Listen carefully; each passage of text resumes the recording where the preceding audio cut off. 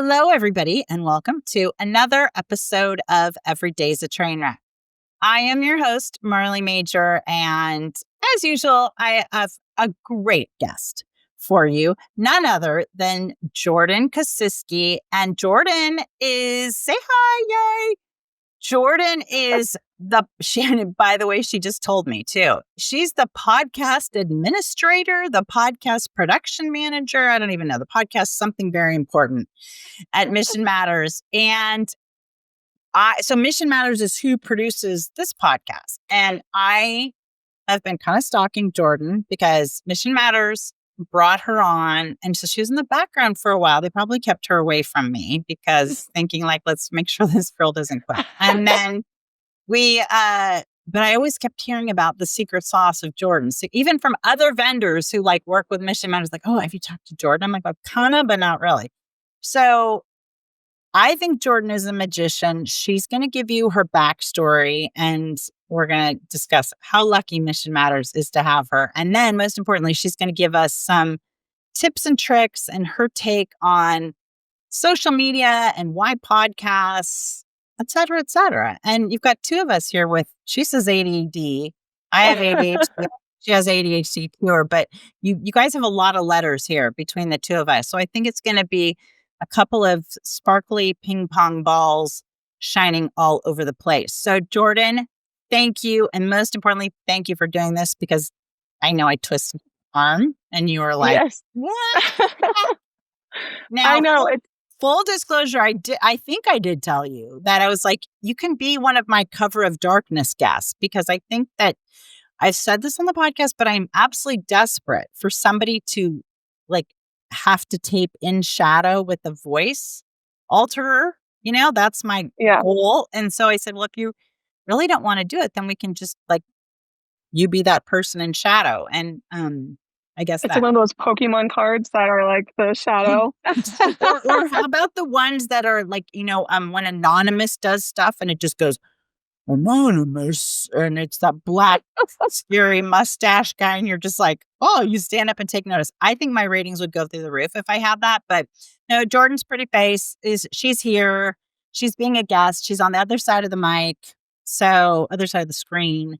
So thank you. And so now give us the real story. Who you are, where you live, what you like, favorite ice cream, the use. Thank you. That was such a warm welcome. Yeah. You said this is my first podcast. I'm usually the one behind the scenes. So this is very scary to me. I have slight stage fright, but we'll get right past that. You would never know it. You guys have to watch on YouTube because you would never know it. Okay. Well, I'm from Arizona, born and raised here in the Valley. And I grew up in East Mesa, but just like in the Phoenix area. So very warm right here right now. Yes. But I got into podcasting because I met Matt, he was on your show a couple episodes ago. Yes, Matt Cook. He's the director of agency at Mission Matters. And I just, every time I talk to him, I'm like, I want to hear more about your job. Like, oh my gosh, that's so cool. I'm pretty a creative person, but I've typically been doing just account management jobs within different fields. And I really wanted something that really sparked my interest, got more creative. I had like that creative side of me really pop out. So every time I talked to him, it was just me talking his ear off. And then finally, when something opened, I was the first one he thought of. Oh, I'm sure. You were. I'm sure you were. And okay, no, but wait, how did you meet him at like a networking event? Did you meet him at a bar? Where'd you meet him? No, I actually met him through my fiance's coworkers at just like just a random party that they were throwing. And yeah, once I found out what he did, I kind of just didn't shut up because I'm just such an avid podcast listener. Yeah. That's all I do. I listen to that more than I listen to music. That's great. I think that's a first. I don't know that I've ever heard anybody say that. That's pretty amazing. That really shows you the sign of the times. And Matt, just give a shout out for him. He has a great podcast, also on Mission Matters, right? What's the name of his? Yes. It's the golf. Pull Hook Golf. Yeah, his is really good. Very sports oriented, mainly golf.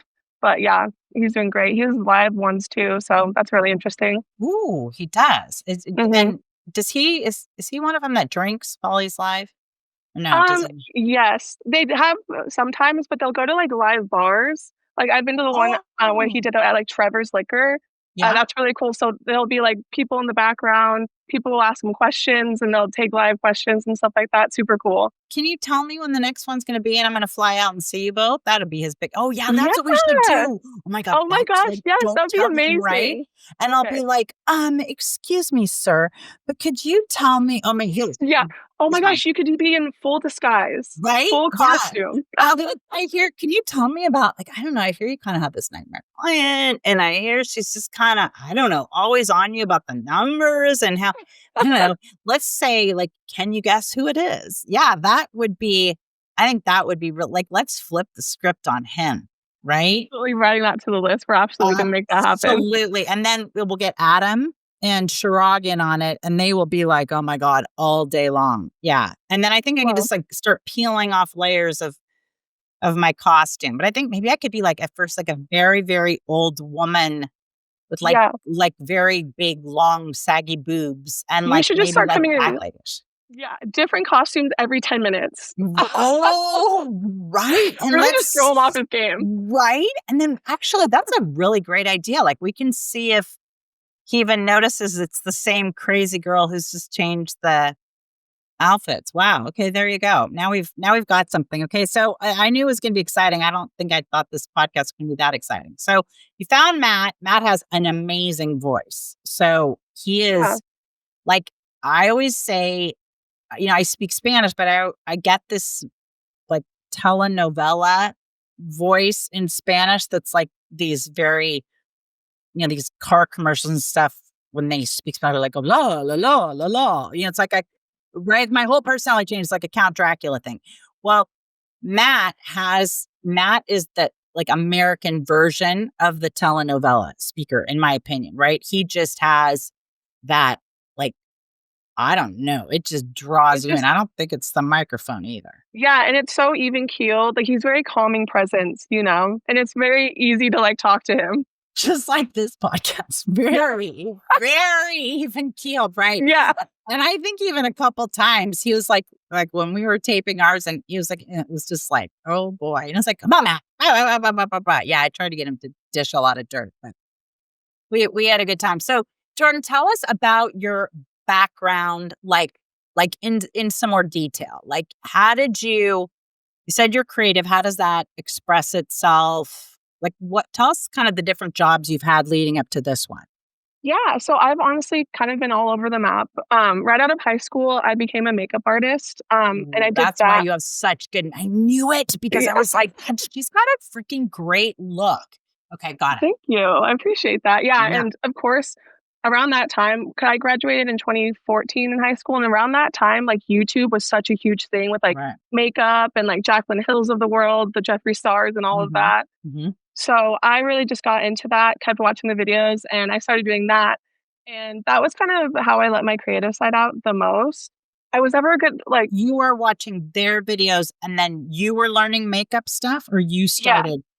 Yeah. So I'm completely self-taught. I never went to like school or anything like that. Wow. And then I got a random job at this really boutique makeup place called Merle Norman. Oh, yeah. Yeah. So I worked with them, and then rep from Lancome came in one time, met me, loved like my look and just all that. So then I started working for Lancome, and I did that for about 3 to 4 years. Wow.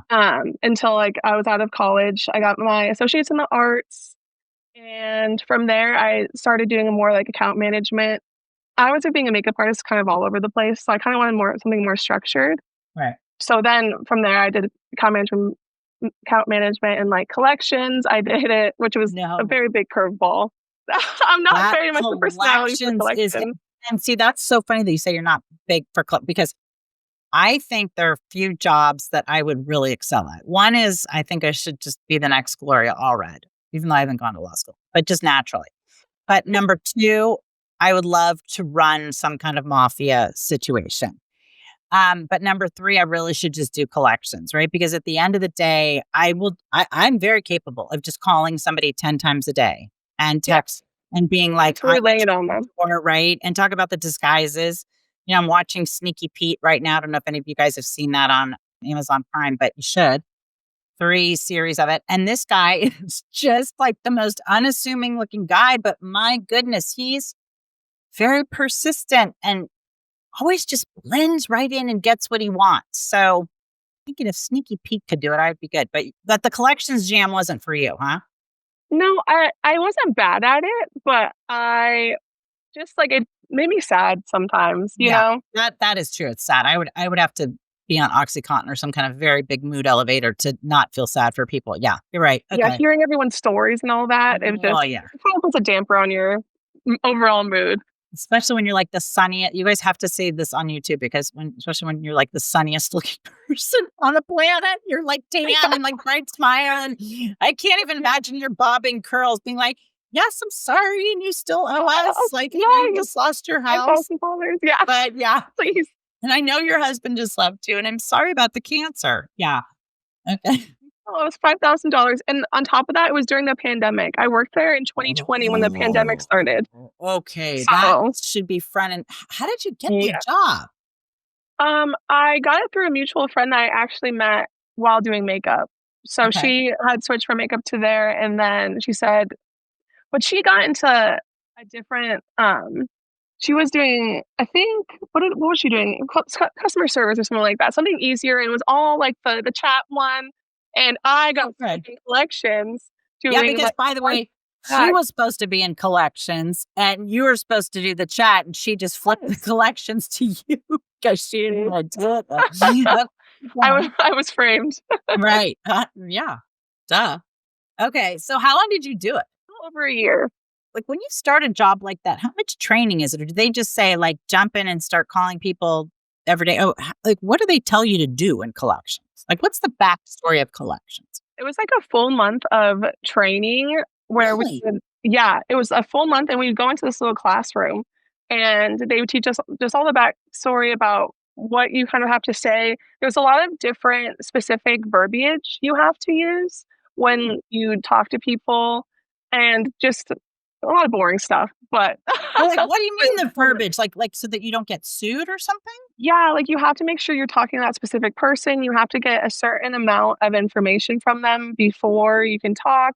But yeah, and then you have to talk them out of excuses as well. Right. So, and that's what the hard part was when they would talk about, I just lost my job. Well, I would have to be like, well, can you get like an Uber job? Or you know what I mean? And it's kind of like a slap in the face. You know what I mean? Yeah. Yes. Wow. Wow. Can you be a massage therapist? Yeah. Can you sell your eggs? Okay. Yeah. Keep going. Anything else?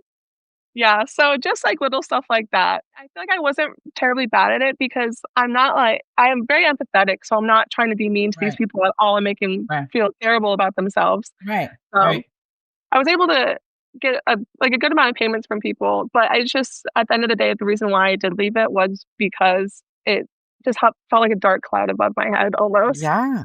Oh, I mean, not almost. It was a very dark cloud. Now, there's the thing that's interesting to me is in this day of everybody getting scammed and all this stuff, and they say, don't give out personal information, et cetera. But you're saying you had to validate who they are. Yeah. Like with a certain extent. That's crazy. Yeah. And that was the hardest part because I would call out to people and I would have to ask them to verify who they are, you know? So it's like why dude, you're calling me. Yeah, exactly. So that was really a hard part. Like, why would I give you the last part of my social? You just called me. You know? Wow. So what do they? I'm sure in collection school they like give you like managing objections. What do they say when people say, "Well, no, you called me"? Like, what are you then supposed to say to get it out of them? Either that they'll continue to go, or we'll just go back and forth for a second, and then I could say you can like look up the phone number online, or a lot of people will just. Yeah, or a lot of people would just hang up and just call back. Oh, and that's then a good one. Call back into us. Yeah, so they'd know that it was us that was calling them. Got it. Okay. All right. So keep going. So after collections, then what? Then I went into mortgages, and I was a junior closer for a mortgage company. You are a closer. Back to the closing again. Okay. Got it. And then after that, I was in account management for like logistics, which is long haul trucking. Which Jesus, I know. On. Dude, what? I know. I'm telling you, I'm all over the map. this kind of stuff. Okay, where'd you meet I'm hoping you didn't meet your boss at a truck stop. Where'd you meet the long haul trucking guy? Or don't tell me that's your husband or something now. No. Okay, got it. I had a friend that was a recruiter that said that they were looking for a job. There's it was a sign-on bonus or something like that. And I was like, okay, fine. I'll try this now. That was probably my least favorite. It was a lot of outbound calling. Like they would have us do about 100 outbound calls. What? Okay, now what were you calling to say? Do you need a load carried? What was the outbound call? No, you're joking. You were cold calling. Yes, cold for calling long haul trucking. Yes. Okay, A, I didn't know that existed. B, you say, hi, this is me, Bubbly Jordan.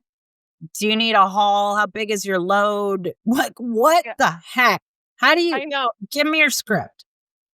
I totally forget what my script was, but it was what were you supposed to get out of them? You had to pre-qualify them. Yeah, it was a lot of us trying to get through their receptionist, because they would have a lot of people that would kind of not want to talk to you. Mm-hmm. It's very saturated business, actually. There's a lot of long haul trucking is. Yes. The logistics. Yes. It's they have all third parties, and it's very interesting.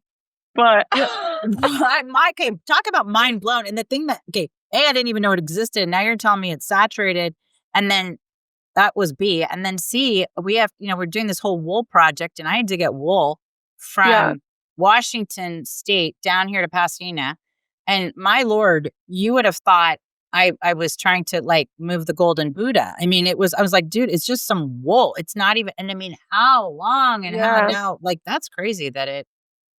Okay. Crazy. And there's a lot of different different trucks you can go through as well. So it's just, you're basically just trying to beat out competitors, and with better prices and all of that. With that kind of stuff, are you cold calling for is there a portal that you're cold calling for multiple truckers, or is it the trucking company, or how does that work? Yeah. So I worked for a third party, and we would work with bigger companies, and for LTL or something like that, for example, we'd have different truck companies that we could reach out to, get a price from them, and then add a price of our own on top of it. Got it. And then give it to the actual company we were cold calling to see if we could move their product from point A to point B, and not use anyone else but use us instead. Got it. And so, all right, so it's a little bit like the Uber model, where they're matching a driver. I mean, you're basically matching a driver kind of with the customer. Yeah. Okay. Yeah, exactly. And I love matchmaker. You're the matchmaker again. And I love, matchmaking, people's bad debt with, the credit card they no longer have. Well, okay. So I'm very fascinated that the long haul trucking you liked less than the collections. Yeah. I just didn't like the cold calling of it all. Yeah. It was just a lot. So it was a warm call when you're calling people, telling them their life was over. That was still a warm body. Yeah, I told myself that I was trying to help them at least. Oh, okay. I'm still what about the long haul? You genuinely helping the long? I mean, where were you when you needed the wool? I mean, the people like me who need a long haul, you need it yesterday. Okay, that's crazy to me. I mean, helping, Lord, you're definitely helping. Okay. I've lived a lot of lives, I guess. Evidently. Okay, then what? Or I'm scared to ask. And then my job after that was the job right before I went to Mission Matters. Now I was an office manager, and under that I also wore a lot of different hats. I worked with a lawyer. So I started all of a sudden doing executive assistant work for the CEO as well, which actually I really liked. It was I'm sure you'd be good at that. Because I'm really tough critic on people, and I could say that from you're on it with the details and everything. Totally, I can see that. Yeah, so that was what was the most fun I think about the job, was just kind of coordinating the schedules. I would do travel and stuff like that. But as the ops manager, I would also create events for the employees. Cool. And I worked right under the HR umbrella, so I kind of got a lot into that as well. So that was really interesting, and kind of helped, especially working with Mission Matters, kind of just growing the company as well. Oh, so it's kind of nice to have guides in place and stuff like that. So. Okay, so then for Mission Matters, so I know you from the perspective of being, I mean, to me, I'm going to call it like our inside sales rep or whoever, like we go to, right? Like our liaison, and you just make everything happen. And it's awesome because you're responsive, you're thorough, you don't drop the ball, which is thank goodness. And then everybody, all of the listeners are thanking goodness, lest we should miss another Tiger King episode or something. Yeah, we can't miss an episode of Marley Major. No, are you kidding me? Why don't you tell Matt that? Yeah, tell Matt that. Ever. Thank you. Yeah, good. Okay, I appreciate that. I love you. Not on my watch. Okay, I love it. I'll Venmo you the $10 in a minute after the show. Okay, okay, so then for Mission Matters, so do you also then reach out to people to have podcasts, or do you or no? Or it's like, what's your reach out, or is it just kind of maintaining the clients you have? Yeah, I'm a maintainer, basically. I don't reach out for sales or anything. I'm basically like the middleman between you, the host, and the editor for anything that you may need. Maybe even like the middleman between you or like Matt or Shirag and stuff like that. So if like they're not responsive because, they have 20 billion things going on. So I'm here for you just to kind of to be that buffer. And as well, I'm doing like all the reviews for the podcast. So if anything like slips up in editing that maybe I don't like the quality of the sound or there was like a hard stop somewhere. Yeah. So it's a little bit then like an ad agency where like Nabisco would be talking to you and then you're talking to the super creative ones. You're super creative, but I should say the ones who are like doing the sketches on the computer, smoking pot in the back room to like come up with these crazy ideas. Okay. Yeah, exactly. That makes complete sense. Now, how many of the podcasters that you have, because shocker, I'm very focused on the numbers. How many podcasters are really like focused on the numbers, would you say? I mean, I feel like all of them are very interested. I feel like in the beginning with the new podcasters that join on, they're really like, they want to know about the numbers like right away when we don't have really the numbers yet because they have one episode out yet. Yeah. But like the numbers, it's one. Yeah, and by the way, it's one. Oh, I'm sorry. You and your mom too. Okay. Yeah. No, but I think everyone, obviously you want to know your numbers and it's important and it's interesting. I think you definitely are the most interested, I would say, but I don't think that's a bad thing. I think that's what you should do. You're trying to grow your brand and it's important and it shows that it's really important to you. Now, what do you think is key? Because to me, I mean, our numbers I think are pretty good. But we and I think they're going in the right direction. Well, I know they're going in the right direction. But absolutely, what do you think? I guess what I'm always surprised with in business, whether it's podcasting, whether it's sending out e-zines, like email newsletters, marketing pieces, whatever it is, even events. I'm always a little bit surprised at what I think, or like what X person thinks is going to do well in terms of an ad campaign or something on the buffet. And it's often some real wild card, right? That does really well.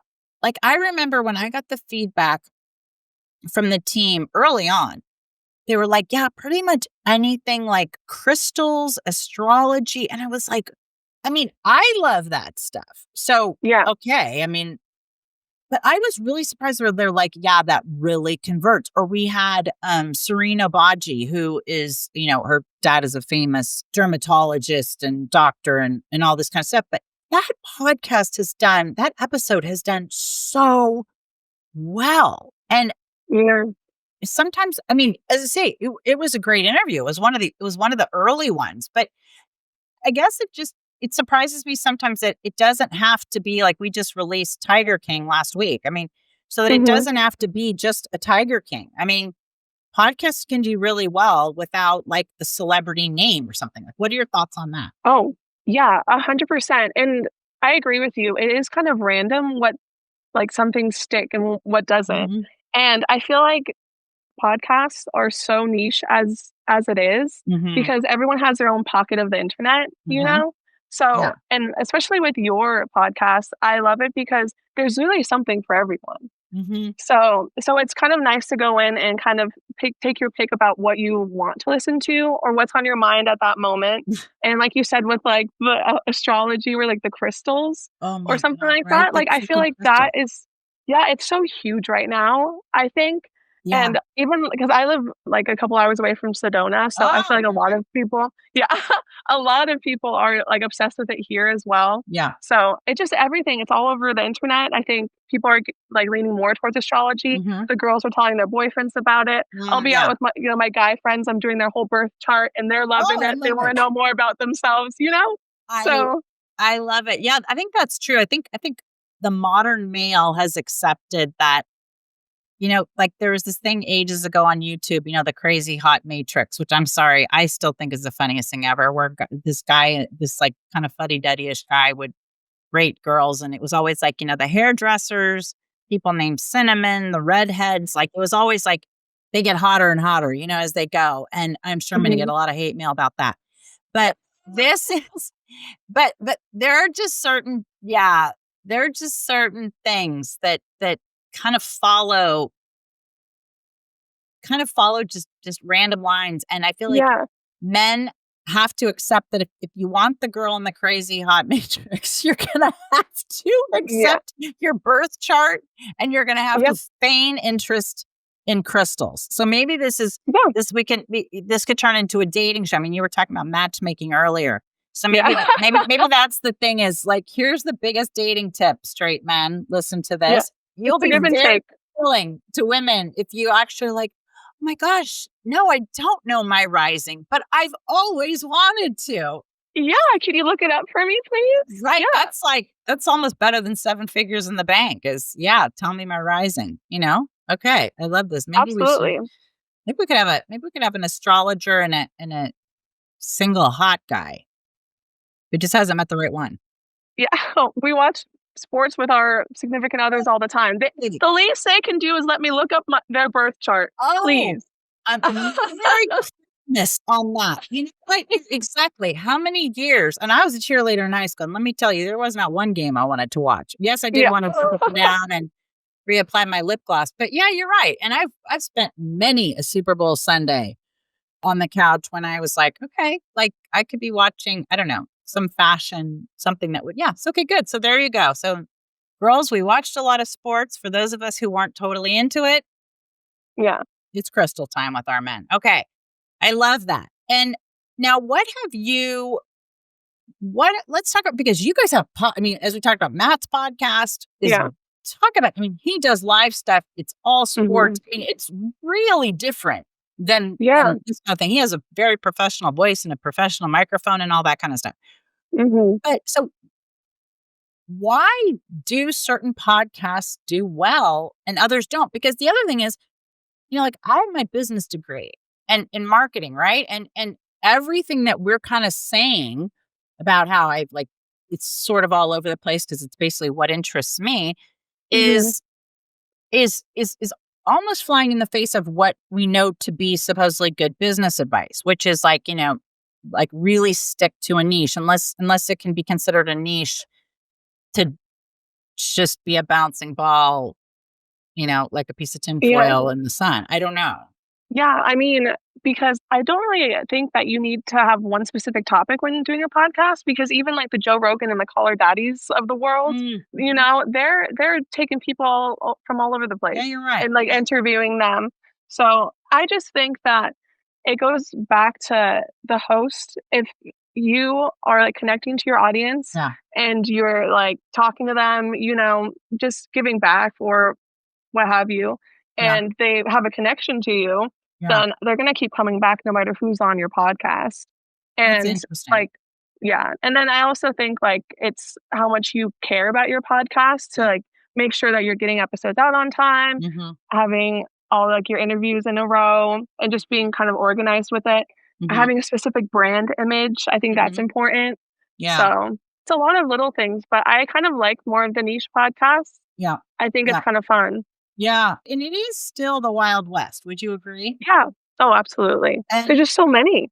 There's so many. And you guys, because at first when I started doing it, I was like, oh my God, big deal. I have a podcast. Like I was like, a podcast is like having a navel. Like every person does. And then it was like, well, a lot of people have podcasts, or a lot of people have had podcasts, but they don't necessarily maintain it every week. Yeah. So I think that's the first part that's hard to get used to. is that like, you got to churn out content every week. Yeah. No, absolutely. And it's interesting. I actually learned this from when I started at Mission Matters, that some people don't have podcasts to get viewers necessarily. Some people have podcasts to get jobs. So they'll talk about, just like who they, like they'll talk about who they are, or they'll interview certain people in certain fields and kind of get their name out, and they'll post them on LinkedIn and all of that. So it's kind of like shows you their voice and who they are. Got it. So So it's kind of like a live reel almost it's like that makes sense, because so like from my publicist has a sizzle reel for us, right? So for the Party Goddess has its own like all the different media clips that are fused together that she can send out and be like, okay, this is who it is, and get so that they can kind of get a taste, right? Or so this is makes sense, because then you get to see the person in action over and over. And that would be kind of a cool way to do it, actually. It's very new age way to do it. But I mean, if new employers are like looking for a new employee, especially more of like maybe like a bigger like VP or something like that, and they can see that they have all these connections with who they're interviewing, or how they interview people, or just kind of like their mindset on things. So now, what I think it's a way to do it. What do you think about like nature versus nurture? Like, can you take somebody who's uneventful and turn them into a good podcaster if they want to be, or do you kind of have to have something? Yeah, I wouldn't say never say never. I feel like you do have to have a certain type of personality to want to continue doing this. Because I feel like if you have stage fright and it's crippling, and you do one podcast, you hate the way you look, and then you stop, then there's no way of us to like push you to do it, know? And it's not really fair to yourself, or you're not being true to yourself. And that will also, I feel like, shine through in the video, or even in the podcast. So now the other thing is I'm so jealous. I mean, jealous. I have a green background, and I'm very green with envy of some of these podcast sets. Oh my gosh, I know. I think the business I should be in is freaking creating podcast sets. Lord. Yes. It's amazing. I know. I listen to a few, like I'm really big into pop culture podcasts. Love. Obsessed. Like Just Trish, hers is like fluffy, fuzzy backgrounds, and like just like massive big kink chairs.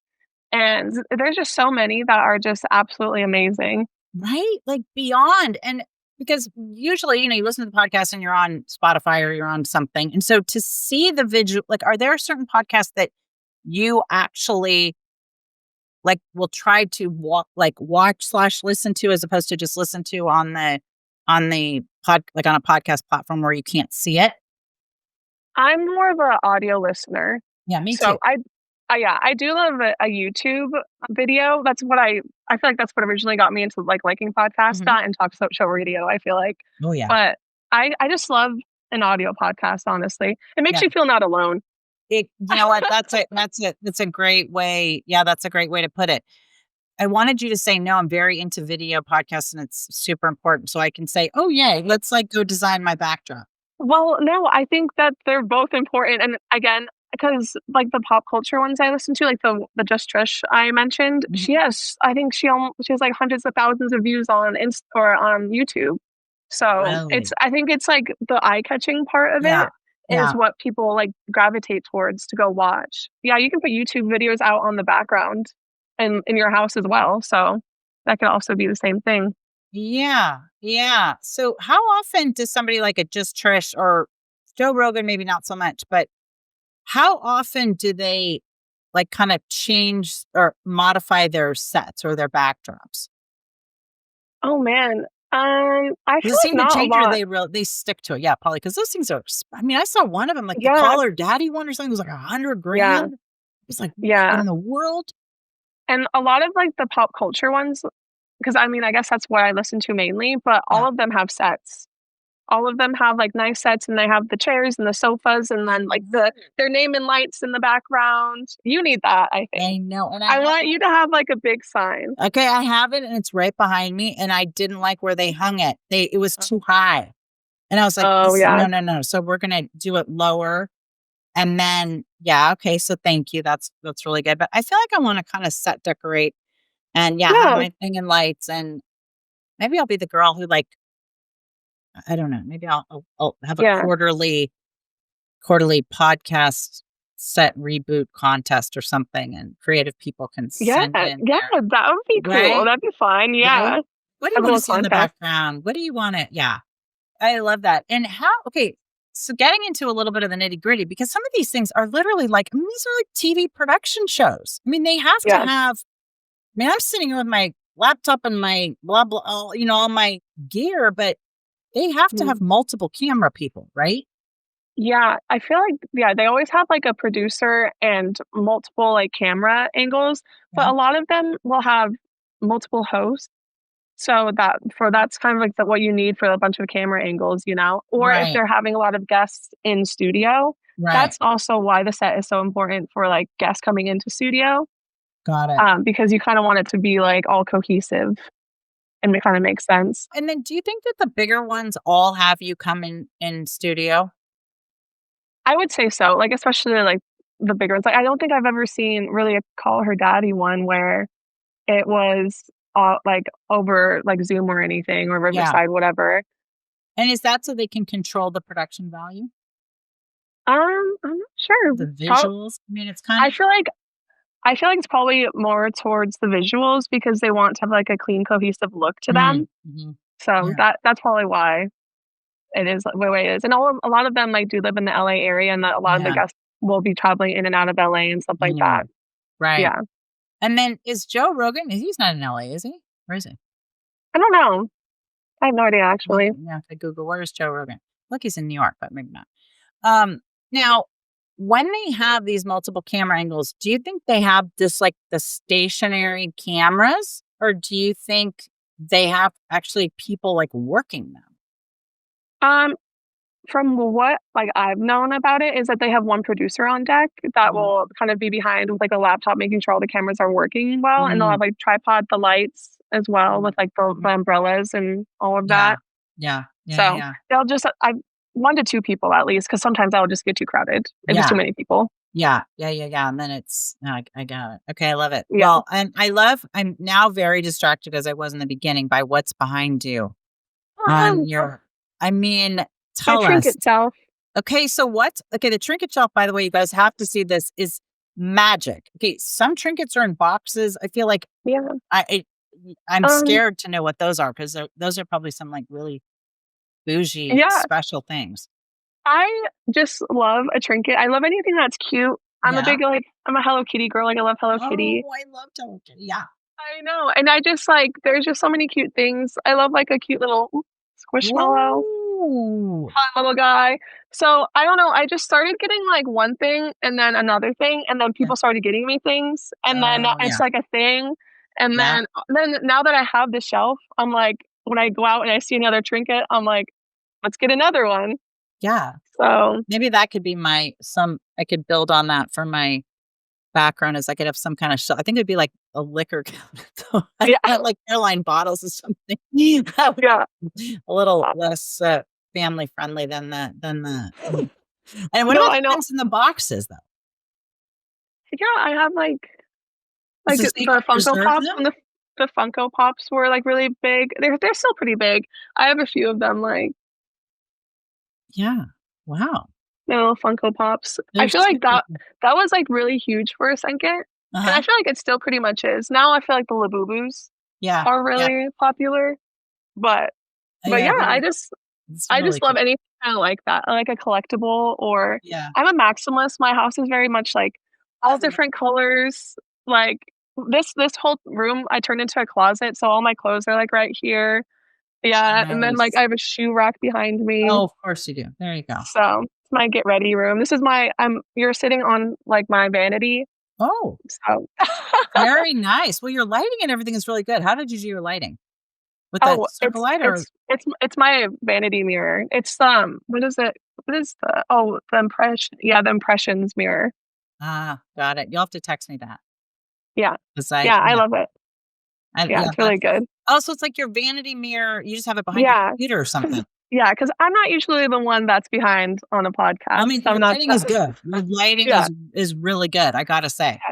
It works double, so it's perfect. How can people who are thinking about having a podcast or already have a podcast and want to amplify it, like what are some of the ways you can repurpose content? Because now there's so many cool apps and programs out there that make it a lot easier. Like I know when we got Opus Pro, that sort of picks the best clips and you can repurpose it. It was like, wow, I can't believe something can do that. What do you think are some of the best ways to repurpose material? I feel like TikTok and Instagram for sure. And now that especially like you have a YouTube channel that you're posting your full length podcasts on, the YouTube shorts are huge. And especially making sure they're connected to the actual episode because it can take you directly to the actual full length episode, which I think that is really important. But I feel like TikTok and Instagram are so huge right now. And a lot of people, like the bigger podcasts, will have a specific Instagram just designated to just all of their reels and all of that stuff too. So it's like a all one stop. Yeah. And so what are your thoughts about that? Because, Instagram, I mean, it's gone so many different ways, right? Where you've got to kind of have a website and a brand for everything. And then it was sort of, okay, people who do multiple things are under one umbrella. But now I feel like, I don't know, it's kind of like it's getting segmented again. Yeah. I don't know. I do kind of like the idea of having like a podcast all on one Instagram. I think it does look kind of clean and it's very like directed towards all things your podcast. Yeah. And you can write updates about it. And and especially having a link tree, I think that's really important. So people where to find you and all the places that they can find you. Yeah. So like you're like a link tree on, for example, when you click on Instagram and then it got all the different. Yeah. Like on the reels, so when they say link in bio, I think that's huge. I feel like that is such a good idea. Whoever decided to think of Linktree, genius. Yeah. No, it totally is because you can just get off to all these different places and really kind of dig deeper. Well, what do you think is going to happen in the future with podcasts? Like, I mean, always with these things, I think the Wild West will only last for so long, before the government or some kind of FCC radio rulings or what do you think is going to happen? I think that it's only going to get bigger because I feel like we're in the age of social media where people don't have attention spans. They're not sitting down long enough to watch a TV show. And I don't know, just because my whole entire life is podcasting, but I do not watch TV shows as much as I listen to podcasts because I can do it on the go. I can do it go with my friends and we're driving in the car on a road trip or listen to a podcast. Right. So I don't think they'll be going anywhere. Yeah, I think you're right. And what do you think is missing in the podcast market? Like if you could create 3 podcasts from scratch just for yourself that like selfishly you would love to listen to, what do you or even one if you can't think of 3? Yeah. My first thought is probably like more of a fashion. I feel like I don't hear of a lot of like different fashion podcasts or kind of people that talk about that as much or like the trends that are happening. You see a lot of trends on like TikTok or Instagram about fashion, but I feel like I never really listen to podcasts about even just like vintage fashion and all of that stuff too. That could be good. Like even some education kind of stuff about like why does vintage Christian Dior or whatever still sell for so much on the Real? Yeah, exactly. Or why do certain trends come back when others don't? Yeah. Like that kind of stuff interests me. It's another niche little podcast talking of the internet. That's a good idea. Well, I could sort of sprinkle that in. I mean, I would love to interview the Real, whoever's behind that. Yeah. Those kind of like, because now there's a lot of those like luxury, I don't want to say lots of luxury consignment, but like, there's more than one.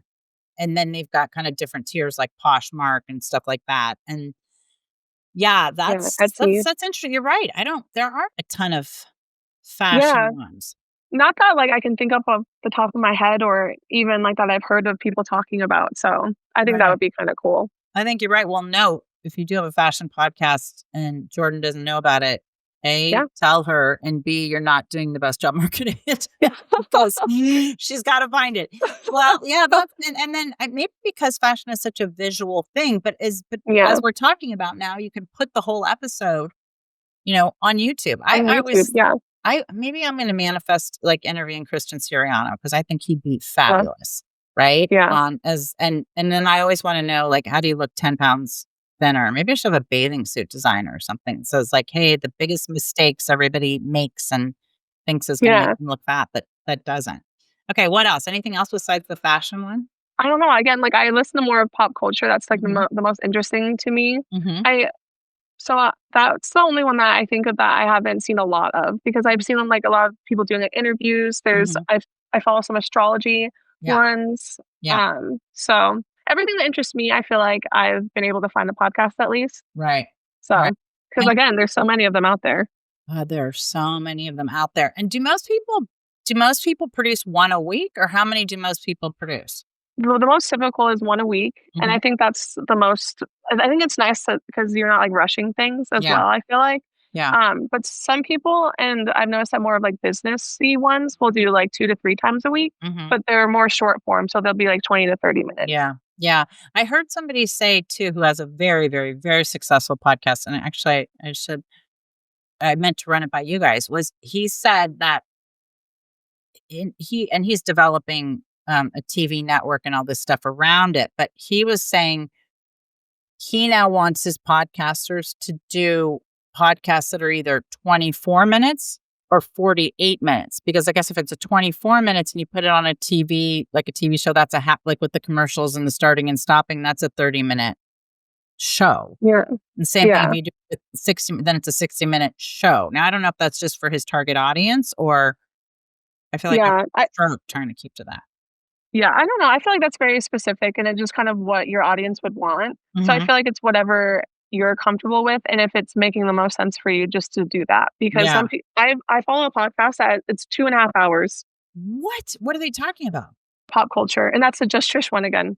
And then sometimes they'll do 2 in a week, 2.5 hours long. And so she covers pop culture like what is she kind of heavy on? I gotta listen to it right after this. Yeah, no, I think you'll love it. I mean, is it like a lot of reality TV stuff? Is it a lot of like gossip? Is it a lot just everything? Yeah, gossip, anything that's going on with like even just like influencers to bigger name movie stars, just anything that you'll hear in the news kind of stuff that they'll be talking about it and then they'll dissect it until it's dead. Yeah. And so now is hers live or no? No, but have you heard like podcasters like traveling and doing live shows? Yeah, she's done that before. So that's very cool. That was pretty interesting. I feel like, and does she do that mostly or no? She just does it sometimes? Just sometimes. Yeah. When you travel and do that, what do? You just have your laptop and another camera to film the other guest or I usually have a set. Like you'll have a full set that'll follow them around. Yeah. I know I went to the Canceled podcast one and they had like a full what is the spinning thing that and then they'll choose like something and then I talk to the audience and stuff like that. So that's like cool. And then they'll talk to the audiences like while they're going and then like share advice and stuff like that. I feel like they would get an audience just by like even if you didn't, you gotta have 2 people following your podcast, right? And I feel like any time you put some backdrop up like that and then you just start taping, people be like, "Ooh, what's that?" Yeah. No, exactly. I love it. Yeah, I think the direction for a lot of these is going to go more like once they kind of get their niche is going to be like, "Hey, let's tape live or at least maybe it's not live, but like with an audience." I think because I do think that's very cool. That adds a totally different dynamic. Yeah, and a lot of them will say like things that they normally wouldn't put out into the world on a podcast. So that is like so there's more like a secretive notion to it. Yeah. So that's why people kind of want to go. I think it'd be very cool too to do it like at a conference or like, I mean, I love like the fancy food festival, stuff like that. I think it'd be very cool to have a podcast at something like that where you can get, people who are presenting or cool brands or, you know what I'm saying? Something like that so that it's kind of, maybe I'm going to try that. There's this one podcast, I don't know if you've heard of them. They're called Lady Gang. They're actually making their own festival called Lady World. And they have like bands coming and then they're like sponsored by like Elf. And so they'll have like free little things from different, I know absolutely insane. Please pitch me for that? Yeah. Can you please? Can't you be like, don't tell Matt or Chirag or any of the big boys, but can you just go pitch me for Lady World, please? And I'll go along with. I think it'd be so fun. I think they were looking for more creators. It's in Destin, Florida, I believe. Oh, hilarious! One of my closest friends is there. Okay, when is it? Can you please get off this and pitch me, and I'll Venmo you again? I'll send him an email. Absolutely. I would love that. No, I would literally love that. And I would absolutely. and just let them know I can pull my weight, especially I got a lot of good people in Florida too. So I can, oh, that would be amazing. Yeah. Hey, smart. Yeah, I want to be part of all the Lady World stuff. And then can you moonlight as my makeup artist? And I can take you with me. That'd be really fun. Matt and Charlotte. No, sorry, but Jordan. Sorry, Matt. Again. Going to Destin, Florida. Yeah. See ya. And then he'll be like, fine, do some kind of live thing. I love it. I love it. All right. Well, Jordan, this has been amazing. Hopefully it has not been the nightmare stage fright situation you anticipated, right? No, I feel much better.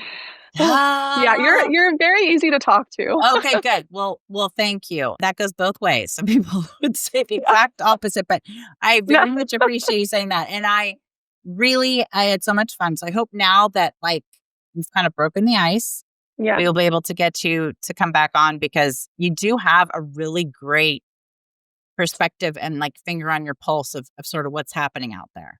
Oh, thank you. I appreciate that. I try.